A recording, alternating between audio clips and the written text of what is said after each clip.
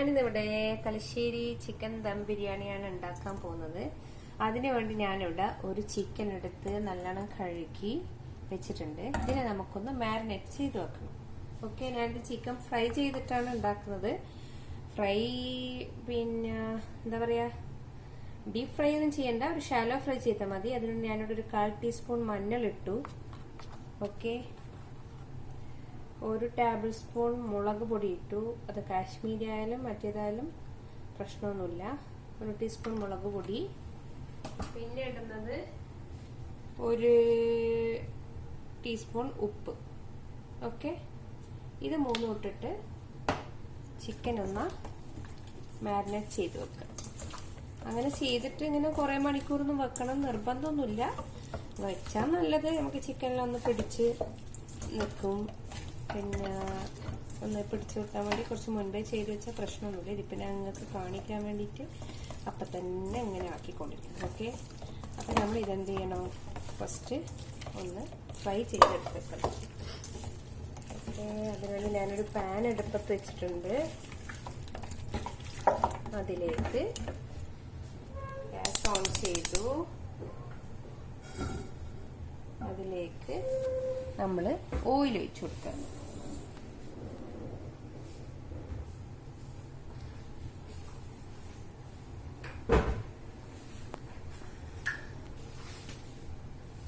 പിന്നെ ആവശ്യമുള്ള അതിന് വേണ്ട വേറെ സാധനം, ഞാനിവിടെ ഒരു 4 സവാള അരിഞ്ഞു വെച്ചിട്ടുണ്ട്. ഒരു 2 തക്കാളി എടുത്തു വെച്ചിട്ടുണ്ട്. പിന്നെ ഒരു 10-12 പച്ചമുളക്, ഒരു വലിയ കഷ്ണം ഇഞ്ചി, ഒരു 5-8 വെളുത്തുള്ളി ഇവിടെ ചതച്ച് വെച്ചിട്ടുണ്ട്. ഓക്കെ, മസാല ഉണ്ടാക്കാൻ വേണ്ട സാധനങ്ങളാണിത്. പിന്നെ ഇതിന്റെ കൂടെ മല്ലിയില വേണം, പിന്നെ ഒരു ലെമൺ വേണം. അത് നമുക്ക് ഉണ്ടാക്കുന്നതിനോടുകൂടി കാണിച്ചു തരാം. ഓക്കെ, ഇവിടെ പാന് ചൂടായിക്കൊണ്ടിരിക്കുന്നുണ്ട്.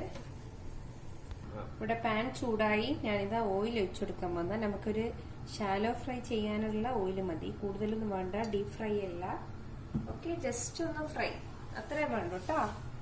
ബാക്കി നമ്മൾ മസാലയിലിട്ടിട്ട് ബാക്കി വേവില്ല. ഓക്കെ, അവിടെ ചിക്കൻ ഇട്ടു. ഈ ബിരിയാണിയില്ലേ നമുക്ക് വേണമെങ്കിൽ ഫ്രൈ ചെയ്യാതെ ഇടാം. ഓക്കെ, ഈ പ്രോസസ്സ് മാത്രം ഒഴിവാക്കിയാൽ മതി. ഫ്രൈ ചെയ്യാതെ ഡയറക്റ്റ് ഉള്ളി ഇതൊക്കെ വഴറ്റി കഴിഞ്ഞിട്ട് പിന്നെ ചിക്കൻ അതിലേക്ക് ഇട്ടിട്ട് വേവിച്ചാലും മതി. ഇനിയും ആക്കാം, 2 ടൈപ്പിലും ആക്കാം. ചിക്കനൊക്കെ ഞാൻ ഇതാ ഇവിടെ ഫ്രൈ ചെയ്ത് വെച്ചിട്ടുണ്ട്. ഇനി നമുക്ക് മസാല ഉണ്ടാക്കാം. ഓക്കെ, അപ്പൊ നമ്മൾ ഈ ചിക്കൻ ഫ്രൈ ചെയ്ത ഓയിലിന്റെ ബാക്കി ഉണ്ടാവില്ലേ, അത് തന്നെ നമ്മൾ ഒഴിച്ചു കൊടുക്കാം. ഓക്കെ, ഈ ഓയിൽ ഒഴിക്കുന്നതെന്ന് വെച്ചാൽ ഈ ചിക്കൻ്റെ ഇതൊക്കെ എന്താ പറയാ, ആ ടേസ്റ്റ് ഈ മസാലയിലേക്ക് വന്നോളൂ. ഈ ഓയിലങ്ങ് ഒഴിക്കുമ്പോൾ വേണമെങ്കിൽ ഇതിന്റെ കൂടെ വേണമെങ്കിൽ വീണ്ടും ഒഴിച്ചു കൊടുക്കാം. കാരണം നമുക്ക് അത് ഒഴിച്ചു കൊടുക്കാം. ഒഴിച്ചതിന് ശേഷം പിന്നെ നമ്മള് ഇഞ്ചിയും വെളുത്തുള്ളിയും ചതച്ച് വെച്ചിട്ടില്ലേ, അതിട്ടു. ഇതൊക്കെ ഒരാളെ പച്ചമുളകൊക്കെ ഒരാളെ എരിവിനനുസരിച്ചിട്ട് ഇടണം കേട്ടോ. എനിക്കിപ്പം ഞാനിവിടെ ഒരു 10-12 പച്ചമുളക് എടുത്തിട്ടുണ്ട്. എരിവ് കുറവ് വേണ്ടവർക്ക് അങ്ങനെ എടുക്കാം. എരിവ് ഇതിനേക്കാളും കൂടുതൽ വേണ്ടവർക്ക് പച്ചമുളകിന്റെ എണ്ണം കൂട്ടാം. അതൊക്കെ നിങ്ങൾ ഇഷ്ടം. ഓക്കെ, ഇതിന്റെ ഒരു പച്ചച്ചവ മാറുന്നവരെ ജസ്റ്റ് ഒന്ന് വഴറ്റാം.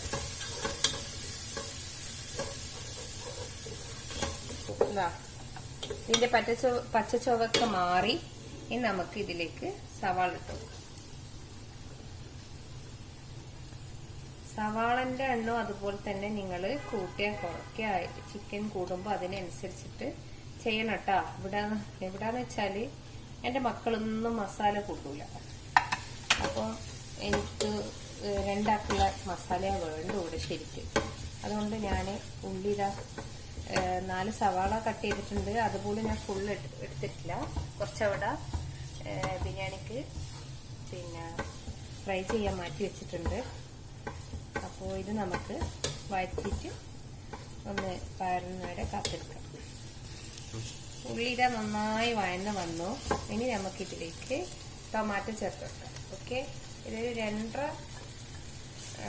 തക്കാളി ഉണ്ട്. നിങ്ങൾ ഉള്ളി കൂട്ടുന്നതിനനുസരിച്ച്, ഉള്ളി ഇപ്പം നിങ്ങൾ കൂടുകയാണെങ്കിൽ തക്കാളി അതിനനുസരിച്ച് കൂട്ടണം കേട്ടോ. പിന്നെ അപ്പോൾ ഉള്ളി കുറച്ച് ഉപ്പും കൂടെ ഇട്ട് കൊടുത്താൽ പെട്ടെന്ന് വഴന്ന് കിട്ടും. തക്കാളിയും നല്ലോണം സ്മാഷ് ആയിട്ട് വരും. ഒന്ന് ജസ്റ്റ് ഒന്ന് ഒരു മൂടി എടുത്തിട്ട് മൂടി വെച്ച് മതി. കുറച്ച് സമയം, ഒരു 5 മിനിറ്റോളം മൂടി വെച്ചാൽ തക്കാളി നല്ല സ്മാഷ് ആയിട്ട് കിട്ടും. നമുക്ക് നോക്കാം. മൂടി വെച്ചു. നമുക്ക് നോക്കാം തക്കാളിയൊക്കെ വഴന്ന് വന്നോന്ന്. തക്കാളിക്ക് നന്നായി സ്മാഷ് ആയിട്ടുണ്ട്. നമുക്കിതിലേക്ക് നമ്മൾ പിന്നെ ഫ്രൈ ചെയ്ത് വെച്ച ചിക്കൻ ഇട്ടു. ഓക്കെ,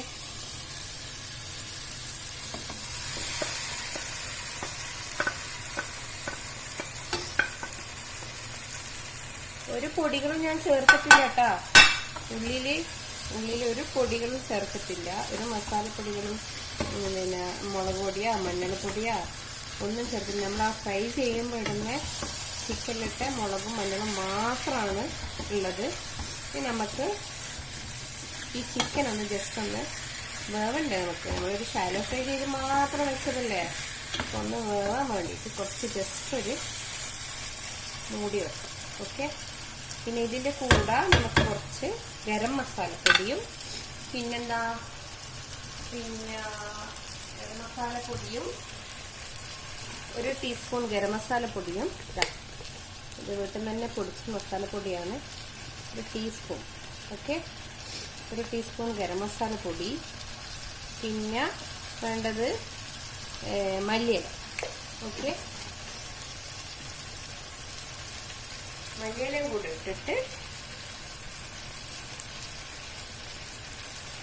നല്ലോണം ഇളക്കി ഒന്ന് ചിക്കൻ വേവാൻ സമയം കൊടുക്കുക. ഉപ്പ് നോക്കണേ. ഉപ്പ് ഞാൻ ഉള്ളിയിലിട്ടിട്ടുണ്ട്, ഉള്ളിയിലും ഉണ്ട് ചിക്കനിലും ഉണ്ട് ഉപ്പിട്ടിട്ട്. പക്ഷെ പിന്നെ വേണമെങ്കിൽ നോക്കിയിട്ട് ഒന്നും കൂടെ ഇടാം. നോക്കട്ടെ ഉപ്പുണ്ട്. എന്തെങ്കിലും ഉപ്പുണ്ട്. ഉപ്പിൻ്റെ ആവശ്യമൊന്നുമില്ല. വേണമെങ്കിൽ പിന്നെ നിങ്ങൾക്ക് ഉപ്പ് വേണമെങ്കിൽ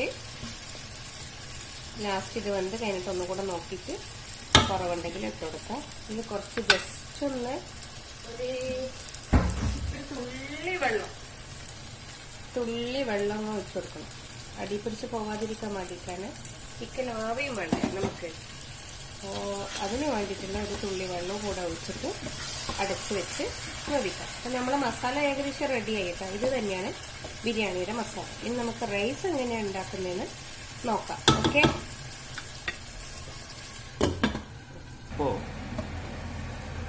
അങ്ങനെ നമ്മളെ മസാല റെഡിയായി. അങ്ങനെ റെഡിയായി വന്നു. ഓക്കെ, ഇനി നമ്മളിതങ്ങ് മാറ്റി വെച്ചിട്ട്, ഞാൻ നേരത്തെ പറഞ്ഞിട്ടില്ലേ മസാലക്ക് നമുക്ക് ഈ ചിക്കൻ ഫ്രൈ ചെയ്തിട്ട് ആക്കണമെന്നില്ല കേട്ടാ. നമ്മൾ ഈ ഉള്ളി ഇതൊക്കെ വഴറ്റിയതിന് ശേഷം ചിക്കൻ അതുപോലെ അങ്ങോട്ടിട്ട് വേവിച്ചാലും മതി. എന്നിട്ട് ഗരം മസാലയും മല്ലിയിലും ഇട്ട് കൊടുത്താലും മസാല റെഡി. ചിക്കൻ ഫ്രൈ ചെയ്താൽ കുറച്ചും കൂടെ നല്ലതാണ്. പിന്നെ അങ്ങനെയൊക്കെ 2 രീതിയിലും മസാല ആക്കാം. ഓക്കെ, ഇനി നമുക്ക് റൈസ് എങ്ങനെ ഉണ്ടാക്കാൻ നോക്കാം. മസാല ഇതങ്ങ് നമുക്ക് മാറ്റി വെക്കാം. ഓക്കെ, നമ്മളിതാ റൈസിന് വേണ്ടിയിട്ടുള്ള പാൻ വെച്ചു. അതിലേക്ക് ഓയിൽ ഒഴിക്കുക. ഓയിൽ ഒരു 5 ടേബിൾ സ്പൂണ് ഓയിൽ ഒഴിക്കുക. പിന്നെ അതിന്റെ കൂടെ തന്നെ ഒരു 2 ടേബിൾ സ്പൂണ് ഗീ ഒഴിച്ചു കൊടുക്കുക. ഓക്കെ, ഗീ ഒഴിച്ചു കൊടുക്കുക. ഇത് നല്ലോണം ചൂടായാല് നമ്മളിടാം ഉള്ളി നേരത്തെ മാറ്റി വെച്ചിട്ടില്ലേ, അതന്നെ നല്ല നൈസായി കട്ട് ചെയ്യണം കേട്ടോ. ഇത് നമ്മൾ ഡെക്കറേഷന് വേണ്ടിയിട്ട് ദമ്മിടുന്ന സമയത്ത് അതിലിടാൻ വേണ്ടിയിട്ടുള്ള ഉള്ളിയാണ്. അപ്പം ഉള്ളി അങ്ങോട്ട് കൊടുക്കുക. ഉള്ളിൻ്റെ കൂടെ ഇത് നല്ല ഗോൾഡൻ കളറാകുന്നവരെ ഫ്രൈ ചെയ്തിട്ട് കോരിയെടുക്കുക. ഇതിൻ്റെ കൂടെ തന്നെ നമുക്ക് പിന്നെ കുറച്ച് അണ്ടിപ്പരിപ്പും കുറച്ച് റൈസിൻസും ഇടണം. റൈസിൻസ് ഞാൻ അല്ലാതെ തന്നെ ഇടാറില്ല. ഇവിടെ ആർക്കും കുട്ടികൾക്കൊന്നും ഇഷ്ടമല്ല റൈസിൻസ്. സാധാരണ അണ്ടിപ്പരിപ്പ് ഇടാറുണ്ട്. ഇപ്പം നോക്കിയപ്പോൾ അണ്ടിപ്പരിപ്പ് കഴിഞ്ഞിട്ടാണ് കാണുന്നത്. അതുകൊണ്ട് ഞാൻ ഇന്നത് പിന്നെ ഇടുന്നില്ല. നിങ്ങളിടുമ്പോൾ ഈ ഉള്ളിൻ്റെ കൂടെ തന്നെ അണ്ടിപ്പരിപ്പും കൂടെ ഇട്ടിട്ട് ഫ്രൈ ചെയ്തിട്ട് എടുക്കണം കേട്ടോ. ഓക്കെ, അപ്പോൾ നമുക്കിത് നല്ല ഗോൾഡൻ ബ്രൗൺ കളറാകുന്നത് വരെ ഫ്രൈ ചെയ്ത് മാറ്റാം. ഉള്ളിയൊക്കെ ഇതാ ബ്രൗണായി വന്നു. ഇനി നമുക്കിത് എണ്ണയിൽ നിന്ന് മാറ്റിയിട്ട് വെക്കാം. ഓക്കെ, പിന്നെ എന്താ പറയുക, എണ്ണ എത്രയും കൂട്ടുന്ന അത്രയും ബിരിയാണിക്ക് ടേസ്റ്റേ കൂടുള്ളൂ. ഒരു 5 ടേബിൾ സ്പൂണ് ഇതും ഇതാണ് ഞാൻ പറഞ്ഞത് നേരത്തെ. അതിലും കുറച്ചും കൂടെ എണ്ണ പോരെങ്കിൽ അത് നമുക്ക് അരി ഇട്ട് വറക്കുമ്പോൾ മനസ്സിലാവും എണ്ണ കുറവാണോ കൂടുതലാണോ. അപ്പം നിങ്ങൾ എന്ത് ചെയ്യാൻ, കുറച്ചും കൂടെ ഗീ ഇട്ട് കൊടുത്താൽ മതി. ഓക്കെ, ഞാനിവിടെ ഒരു 3 ഗ്ലാസ് അരി കഴുകി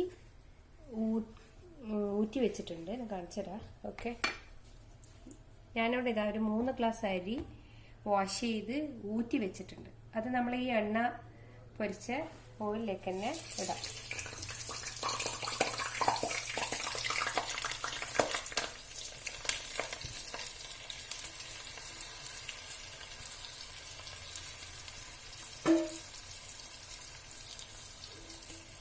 അരി ഇട്ടു. എന്നിട്ട് അതിന് ജസ്റ്റ് ഒന്ന് നമ്മളൊന്ന് വറുക്കാം. ഇതിൻ്റെ കൂടെ തന്നെ നമ്മളെന്ത് ചെയ്യാൻ, ഉപ്പിടാം. അരിക്ക് വേണ്ട ചോറിന് വേണ്ട ഉപ്പിട്ട് കൊടുക്കാം. ഞാനിവിടെ ഇപ്പോൾ 1 ടേബിൾ സ്പൂൺ, 1/2 ടേബിൾ സ്പൂൺ, ഇതൊരു സ്പൂണ്, ഇപ്പോൾ 1 ടേബിൾ സ്പൂണ് ഉപ്പിട്ട്. പിന്നെ നമ്മൾ നോക്കിയിട്ട് ഇട്ട് കൊടുത്താൽ മതി. ഓക്കെ, അപ്പോൾ ഇത് ജസ്റ്റ് ഒന്ന് തീ കൂട്ടി വെക്കാം. ഞാൻ നേരത്തെ ഉള്ളി കോരുമ്പോൾ സിമ്മൊന്ന് കുറച്ച് വെച്ചിരുന്നു. അപ്പോൾ സിമ്മ കൂട്ടാം. ജസ്റ്റ് ഒന്ന് വറുക്കാം. നല്ല ഉള്ളിൻ്റെ ആ എണ്ണയിൽ വറുത്ത് കോരിയ സ്മെല്ല് നന്നായിട്ട് വരുന്നുണ്ട് ഇപ്പോൾ. അപ്പോൾ ജസ്റ്റ് ഒന്ന് ഇത് വറുക്കുക. നമ്മളിവിടെ ഇങ്ങനെ വറുക്കുക. പിന്നെന്താ പറയണമെന്ന് വിചാരിച്ചേ, ഞാനിവിടെ എടുത്തിരിക്കുന്ന അരി ജീരകശാല റൈസാണ് കേട്ടോ.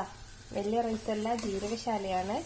എന്താ കൈമ റൈസ്, ജീരകശാല എന്നൊക്കെ ഇങ്ങനെ പറയും. എല്ലാവർക്കും അറിയായിരിക്കും അത്. അപ്പം ഞാനിതിന് 1 ഗ്ലാസ് അരിക്ക് 1.5 ഗ്ലാസ് വെള്ളം തിളപ്പിച്ച് വെച്ചിട്ടുണ്ട്. ഓക്കെ, ഞാനിവിടെ 3 ഗ്ലാസ് എടുത്തിന് അതിനനുസരിച്ച് വെള്ളം തിളപ്പിച്ച് വെച്ചിട്ടുണ്ട്. ഞാൻ അളവ് പറയാന്ന് വെച്ചാൽ 1 ഗ്ലാസ് അരിക്ക് 1.5 ഗ്ലാസ് വെള്ളം. നമ്മൾ വറുത്ത് കളറൊന്നും മാറില്ല കേട്ടാ, ജസ്റ്റ് ഒന്ന് വറുത്താൽ മതി. കളറ് മാറേണ്ട ആവശ്യമേ ഇല്ല. ഇതാ വെള്ളം ഒഴിച്ച് നമ്മൾ ജസ്റ്റ് ഒന്ന് ഇളക്കാം. ഉപ്പ് നോക്കാം. എന്നിട്ട് നല്ലോണം ഒന്ന് തിളച്ച് കഴിഞ്ഞാൽ സിമ്മിലിട്ടിട്ട് അടച്ചു വെക്കുക. ചോറിങ്ങനെ തിളച്ചുകൊണ്ടിരിക്കുന്നുണ്ട് അരി. അതിലേക്ക് ഞാനൊരു 1/2 ലെമൺ, സാധാരണ ഇത് നാട്ടിൽ നിന്നൊക്കെ എല്ലാവരും ഇടാന് നമ്മൾ ദമ്മിടുന്ന സമയത്ത് ആണ് ലെമൺ സാധാരണ ഒഴിക്കാറ്. പക്ഷെ ഞാനിപ്പം തന്നെ ഇടുന്നതെന്ന് വെച്ചാൽ എനിക്ക് തോന്നിയതാണേ. പിന്നെ എന്താണെന്ന് വെച്ചാൽ നമ്മളിപ്പേ ലെമൺ ഒഴിച്ചാൽ അരി അങ്ങനെ ചോറ് ഇങ്ങനെ കുഴഞ്ഞിരിക്കൂല, നല്ല ഇതായി പോവില്ല. എന്താ പറയുക, ചോറ് ചിലപ്പോൾ ഉണ്ട് പൊട്ടി പോകുന്ന പോലെ ആയിപ്പോക്ക്. അങ്ങനെയൊന്നും ആവൂല ഈ ലെമൺ ഈ സമയത്ത് ഒഴിച്ചാൽ. അങ്ങനെ എനിക്ക് തോന്നി, എൻ്റെ ഒരു എക്സ്പെരിമെന്റിൽ തോന്നിയതാണ്. സാധാരണ എല്ലാവരും നാട്ടിൽ നിന്നൊക്കെ കാണല് ദമ്മിടുന്ന സമയത്താണ് ഈ ലെമൺ ഒഴിക്കുക. പിന്നെ അതുപോലെ തന്നെ ഒരു 1/2 ലെമണ് നമ്മൾ മസാലയിലും ആഡ് ചെയ്യും കേട്ടോ. ഞാനിപ്പോൾ ആഡ് ചെയ്തിട്ടില്ല, ആഡ് ചെയ്യുമ്പോൾ കാണിക്കാം. ദമ്മിടാൻ പോകുന്ന സമയത്താണ് അതും ചെയ്യാം. ഇത് അടച്ചു വെച്ച് സിമ്മിലിട്ട് വേവിച്ചിട്ട് നമുക്ക് ചോറാകുന്ന വരെ വെയിറ്റ് ചെയ്യാം. ഓക്കെ, ഇതാ ചോറ് ഇങ്ങനെ വെന്ത് വരുന്നുണ്ട്. ഇടയ്ക്ക് ജസ്റ്റ് ഒന്ന് ഇളക്കി കൊടുക്കുക. എന്നിട്ട് വീണ്ടും നമുക്ക് അടച്ചു വെച്ച് വേവിക്കാം.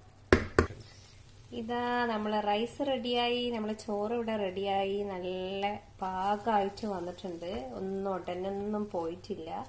ഓക്കെ, ഇനി നമുക്കിതിനെ ദമ്മിടാം. ഓക്കെ, ദമ്മിടുന്ന എങ്ങനെയാന്ന് നോക്കാം. നേരത്തെ നമ്മൾ എടുത്ത് വെച്ച മസാല ഉണ്ട് ഇവിടെ, അതിങ്ങോട്ട് എടുത്ത് വെക്കുക. ജസ്റ്റ് ഒന്ന് ചൂടാക്കുക. അത് ജസ്റ്റ് ഒന്ന് ചൂടുണ്ട് ഓൾറെഡി, എന്നാലും ജസ്റ്റ് ഒരു ചൂടാക്കുക. ഞാൻ നേരത്തെ നിങ്ങളോട് പറഞ്ഞിരുന്നു പിന്നെ ഒരു ലെമൺ ഒഴിക്കാൻ, പക്ഷെ ഞാൻ ഒഴിക്കാറില്ല. ഈ തക്കാളിൻ്റെ പുളി തന്നെ ഉണ്ടാവും. അതുകൊണ്ട് എനിക്ക് ടൊമാറ്റോ ഒഴിക്കുന്നത് അത്ര ഇഷ്ടമല്ല. അതുകൊണ്ട് ഞാൻ ഒഴിക്കാറില്ല. ലെമൺ ഒഴിക്കുന്നത് എനിക്ക് അത്ര ഇഷ്ടമല്ല. അപ്പം നിങ്ങൾ എന്ത് ചെയ്യാൻ, നിങ്ങൾക്ക് ഈ സ്റ്റേജിൽ കുറച്ച് ലെമണും കൂടെ ഇതിൽ ഒഴിച്ചു കൊടുക്കാം വേണമെങ്കിൽ. ഓക്കെ, തക്കാളിൻ്റെ നല്ല പുളി ഉണ്ടെങ്കിൽ ഒഴിക്കേണ്ട ആവശ്യമില്ല. അപ്പോൾ ഇതാ ജസ്റ്റ് ഒന്ന് തിള വന്നു, ഇതാ ചൂടായി. ഓക്കെ, ഇനി നമുക്കിതിലേക്ക് റൈസ് ഇട്ട് കൊടുക്കാം. എൻ്റെ മസാല ഫുൾ അടിയിലാണ് കേട്ടോ.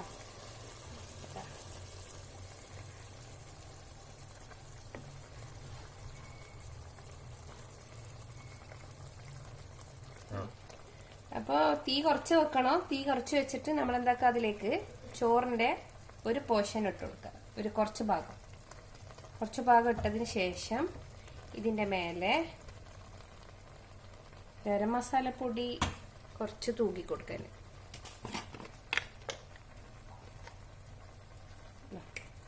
ഇങ്ങനെ കൈ കൊണ്ട് എടുത്തിട്ട് ഗരം മസാല തൂക്കി കൊടുക്കുക. പിന്നെ നമ്മളിവിടെ ഫ്രൈ ചെയ്ത് വെച്ച ഉള്ളിയും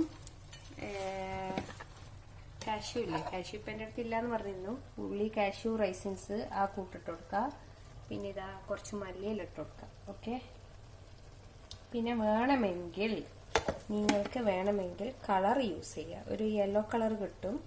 അങ്ങനെ കളർ വേണമെന്നുള്ളവർ ഇതിൻ്റെ മേലെ ഈ സമയത്ത് കുറച്ച് കളറും കൂടെ ചേർത്ത് കൊടുക്കുക. ഞാനും കളർ യൂസ് ചെയ്യാറില്ല. ഓക്കെ, ഇതുപോലെ നമ്മൾ അടുത്ത ബാക്കി ചോറുകളും ഇങ്ങനെ ലെയറാക്കി വെക്കാം. ലാസ്റ്റത്തെ ചോറിൻ്റെ ഭാഗവും ഞാൻ ഇട്ട് കഴിഞ്ഞു. പിന്നെ കളറിന് പകരം നമുക്ക് മഞ്ഞൾ കുറച്ച് കലക്കിയിട്ട് വയ്ക്കുക. ഈ മസാലയിൽ നിന്ന് കുറച്ച് വെള്ളം എടുത്തിട്ട് അത് ഒഴിച്ചു കൊടുക്കുക കളർ വേണമെങ്കിൽ. പക്ഷെ ഇത് ഓൾറെഡി കളർ വരും. നമ്മൾ ഈ ദമ്മ് നീക്കിയാൽ ഇങ്ങനെ മേലോട്ട് കയറി വരും. ഓക്കെ, മസാലയിൽ നിന്നുള്ള ഇത് ദമ്മിൽ വെക്കുമ്പോൾ തന്നെ അത് മേലോട്ട് കയറി വരുമ്പോൾ തന്നെ കുറച്ച് കളറായി വരും. അപ്പം നമുക്ക് ഈ കളറിൻ്റെ ആ മഞ്ഞളിൻ്റെ ഒന്നും ആവശ്യം വരുന്നില്ല ശരിക്കും പറഞ്ഞാൽ. ചില ആൾക്കാർക്ക് നിർബന്ധം ഉണ്ടാവും കളർ വേണം, ഇത് വേണമെന്നൊക്കെ. അപ്പം അങ്ങനെയുള്ളവരോടാണ് ഞാൻ പറയുന്നത്, കളറിനെക്കാട്ടും നല്ലത് മഞ്ഞളാണ്. നമ്മൾ എന്തിനാ വെറുതെ നമ്മളെ ശരീരം കേടാക്കുന്നേ? അപ്പം നമ്മൾ എന്തൊക്കെ ചെയ്യണം? നമ്മൾ മഞ്ഞൾ യൂസ് ചെയ്യാം. ഓക്കെ, എന്നിട്ട് ദമ്മിട്ടിട്ട് ജസ്റ്റ് ഒന്ന് ഇങ്ങനെ നടുക്ക് ഇങ്ങനെ ഒരു ഹോള് വെച്ചാൽ പെട്ടെന്ന് ആവി മേലോട്ട് ഇങ്ങനെ കയറി വരും. ഓക്കെ, ജസ്റ്റ് ഇവിടെ എല്ലാ സൈഡിലും ഞാൻ എൻ്റെ ഇതൊരു ചെയ്യുന്നതാണ്. അടി പിടിക്കുകയും ചെയ്യൂല. ഇങ്ങനെ ഒന്ന് വെച്ചു കൊടുത്താൽ ഇങ്ങനെ ആവി മേലയിലേക്ക് പെട്ടെന്നങ്ങ് വന്നാൽ നമുക്ക് പെട്ടെന്നങ്ങ് ഓഫ് ചെയ്താലോ. അപ്പം അടിയിൽ പിടിക്കൂല അങ്ങനെ മസാല. ഓക്കെ, ഇനി നമുക്കിത് മൂടി വെക്കാം. ഒരു 5-10 മിനിറ്റ് വെക്കുമ്പോഴേക്ക് തന്നെ ആവി മേലേക്ക് വന്നോളും. മേലേക്ക് വന്നാൽ തീ ഓഫ് ചെയ്ത് വെക്കാം. ഇത് തന്നെയാണ് ബിരിയാണി. ഇതാ നമ്മളുടെ ചിക്കൻ ബിരിയാണി റെഡിയായി. എങ്ങനെയാ? ഇനി നമുക്കിതിന് നല്ല ആവിയൊക്കെ വന്ന് നല്ല സ്മെല്ല് വരുന്നുണ്ട് കേട്ടോ. എല്ലാവരും ഇത് ട്രൈ ചെയ്ത് നോക്കണം. പിന്നെ ഇതിനെ നമുക്കിനി വിളമ്പുന്ന പാത്രത്തിലേക്ക് മാറ്റണമെങ്കിൽ ആദ്യം എന്താ ചെയ്യുക? ഇപ്പം നമുക്ക് എന്താ ചെയ്യുക? തീ ഓഫ് ചെയ്യുക. ഓക്കെ, ഗ്യാസ് ഓഫ് ചെയ്യുക. ഇനി നമ്മൾ ഈ ചോറ് മൊത്തം നമ്മൾ ചോറ് വെച്ച പാത്രമില്ലേ അതിലേക്ക് മാറ്റണം. കണ്ട, ഞാൻ പറഞ്ഞിട്ടില്ലേ മസാലിൻ്റെ കളർ ഇങ്ങനെ വരുന്ന് കാണുന്നുണ്ടോ? കളർ നിങ്ങൾ അപ്പം മൊത്തം ചോറും അടുത്തതിലേക്ക് മാറ്റി അത് ജസ്റ്റ് ഒന്ന് മിക്സ് ആക്കിയാൽ തന്നെ നമ്മുടെ ചോറിൻ്റെ കളർ മാറി. വൈറ്റുള്ളത് കുറച്ച് യെല്ലോ പോലെ തന്നെ ആയി. നമുക്കൊരു കളറിൻ്റെ ആവശ്യമില്ല, ഒരു മഞ്ഞളിൻ്റെ ആവശ്യമില്ല, ഒന്നിൻ്റെ ആവശ്യമില്ല. ഇതിങ്ങനെ ഇടാം. ഫുൾ റൈസ് നമ്മൾ ഇങ്ങോട്ടിട്ട റൈസ് മൊത്തം തിരിച്ച് ചോറുണ്ടാക്കിയ പാത്രത്തിൽ തന്നെ ഇടാം. എല്ലാ ചോറും ഞാൻ ഇങ്ങോട്ട് എടുത്ത്. പക്ഷെ ഇങ്ങനെ കുറച്ച് ചോറ് ഇതിൽ എന്തായാലും മസാലയിൽ ഉണ്ടാവും കേട്ടോ. നമ്മളെ തലശ്ശേരിയിൽ ഇങ്ങനെയാണ് സെർവ് ചെയ്യുമ്പോൾ കൊണ്ടുവയ്ക്കുക. ചോറ് വേറെ, മസാല വേറെ പ്ലേറ്റിലിട്ടിട്ടാണ് കൊണ്ടുവയ്ക്കുക. എന്നിട്ട് ചോറിൻ്റെ സൈഡിൽ മസാല ഇട്ടിട്ട് അത് കൂട്ടിയിട്ടാണ് കഴിക്കുക. അപ്പോൾ എല്ലാ ചോറും ഞാൻ മറ്റേതിലേക്ക് ഇട്ടു. ഇനി ആ ചോറൊന്ന് നമുക്ക് മിക്സ് ചെയ്യാം. ഇതിങ്ങനെ മിക്സ് ചെയ്താൽ തന്നെ നമ്മൾ വെച്ച കളറല്ല, ഇപ്പം നല്ല കളറ് ചേർത്ത് ചോറ് പോലെ തന്നെ ആയി. ഒരു അണ്ടിപ്പരിപ്പില്ലാത്തൊരു കുറവുണ്ട്. അത് പിന്നെ നിങ്ങൾ ഇടുമ്പോൾ ഇട്ടാൽ മതി. ഓക്കെ, അപ്പോൾ ഇതാ ഇനി നമുക്കിത് സെർവ് ചെയ്യാം. ഇതാണ് അങ്ങനെ നമ്മുടെ തലശ്ശേരി ചിക്കൻ ദം ബിരിയാണി റെഡിയായി. ഇങ്ങനെയാണ് നമ്മൾ സെർവ് ചെയ്യുക. മസാല വേറെ പ്ലേറ്റിൽ, ചോറ് വേറെ പ്ലേറ്റിൽ, അങ്ങനെയാണ് കൊണ്ടുവെക്കുന്നത്. നമ്മൾ ടേബിളിൽ ഇടുമ്പം ചോറിൻ്റെ പ്ലേറ്റിൽ സൈഡിൽ മസാല ഇട്ട് അത് കൂട്ടി കഴിക്കും. പിന്നെ വേറെന്താണ്, പിന്നെ വീഡിയോ ഇഷ്ടമായെങ്കിൽ എല്ലാവരും ഇത് സബ്സ്ക്രൈബ് ചെയ്യുക, ലൈക്ക് ചെയ്യുക, ഷെയർ ചെയ്യുക. പിന്നെ നിങ്ങൾക്ക് എന്തെങ്കിലും സംശയം ഉണ്ടെങ്കിൽ അത് കമൻറ്റ് ബോക്സിൽ കമൻ്റായിട്ട് ഇടുക. പിന്നെ വേറെന്താണ്, അടുത്ത നല്ലൊരു വീഡിയോ ആയിട്ട് ഞാൻ വരുന്നതായിരിക്കും. അസ്സലാമ.